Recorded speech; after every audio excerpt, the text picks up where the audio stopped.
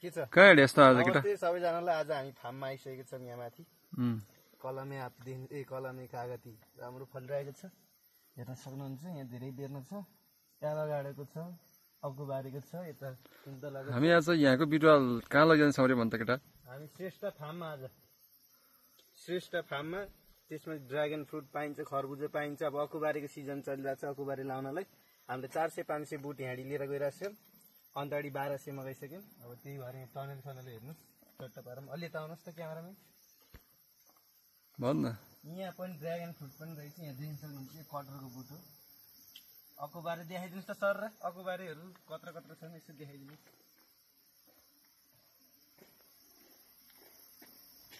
अकुबारी हेर्न सक्नुहुन्छ। नमस्ते छ है। आज हामी यहाँ फार्ममा आइसकेको छौँ। यहाँ फार्ममा देख्न सक्नुहुन्छ अकुबारी यहाँ कति धेरै छ। यो सब पोखरा बिक्री हुँदो रहेछ। लगभग 100 रोपनीमा अकुबारी रोपिएको छ। अकुबारी यहाँको एकदम राम्रो। लगभग हाइट हेर्न सक्नुहुन्छ, मेरो यो चेस्टसम्म आइसकेको छ। अकुबारीको साइज पनि ठुल्ठुलो छ, देखाइदिनुहोस्।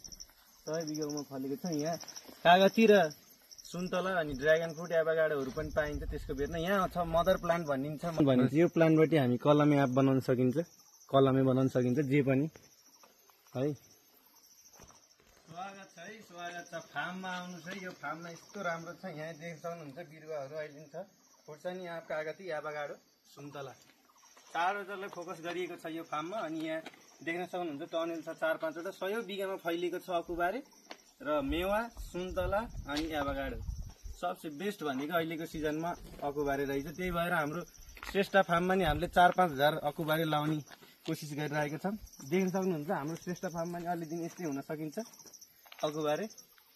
त्यही भएर अकुबारी लिनलाई अब श्रेष्ठ फार्मतिर कन्ट्याक्ट गर्नु होला।